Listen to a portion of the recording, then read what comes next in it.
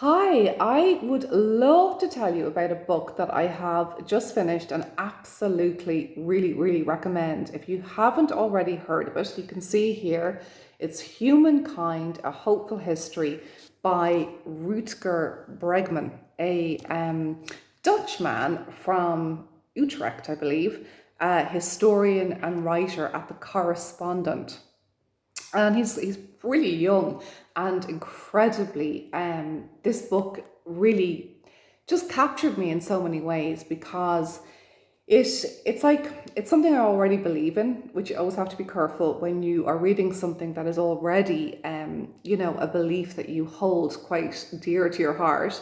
But what I love about it is that the whole way through the book, um, the principle, the main guiding principle is that we are human beings, are kind, good-hearted people, that we are not evil or bad at heart, and it is indeed a hopeful history. So it is packed with incredible research, incredible sort of way of turning around what we believe from awful things of Auschwitz, of wars, of dictators, etc., and being able to understand why it is that good people behave in very cruel and indeed evil fashion.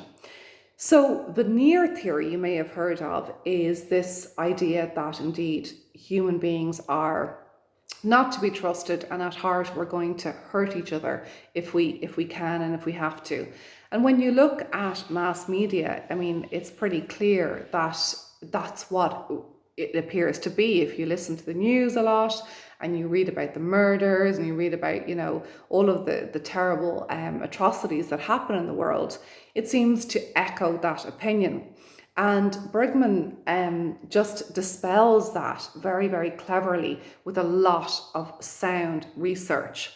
One such piece that struck me was The Story, which is a story, but it is one that has shaped so much of our beliefs about humankind, and that is The Lord of the Flies, William Golding's book.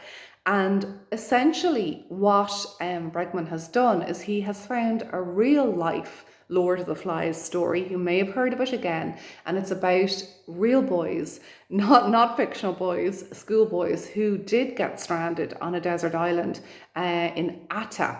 And basically, he looks at how the very opposite actually happened, that the boys did not turn against each other, they did not kill or hurt each other or bully one another. The opposite happened. They formed a beautiful community where they shared, where they worked through their problems, where they had vegetable gardens, they had even had a badminton court. They did all sorts of things that we did not see in William Golding's Lord of the Flies story.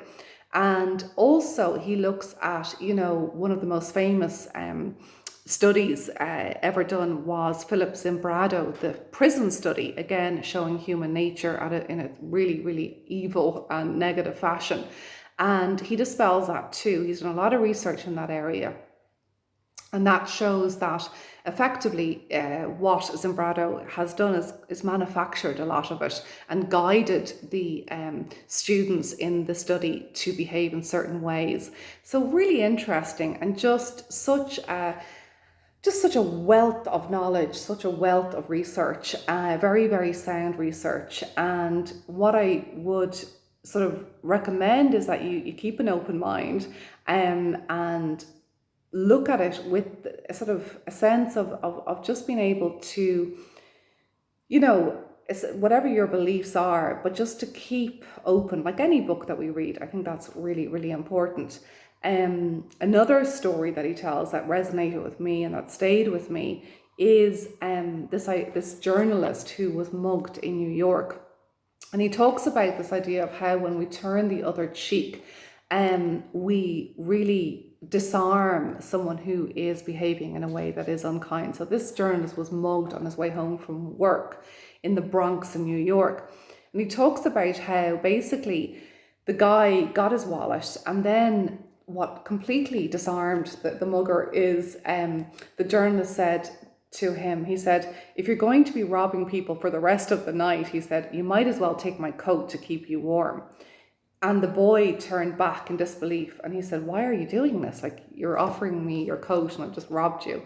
And basically the story, I mean, it's anecdotal, but it just illustrates how when we actually turn towards the people that are hurting us, we can actually change the situation. And they ended up going for dinner together and everything. It's just like a really lovely little story. So I really recommend it. If you haven't read it, do. It's fantastic. I absolutely loved it. I'm going to have to go through it again because there's just so much in it. He also at the end gives some wonderful rules, if you like, of principles, guiding principles of kind of more like self-helpy in the sense of how he conducts his life and values that he lives by. For example, when in doubt, assume the best. I think that's something that we can all practice more. Think in win-win scenarios in terms of always thinking of how the other person benefits, you also benefit. And he goes through, I think there's 10 of them.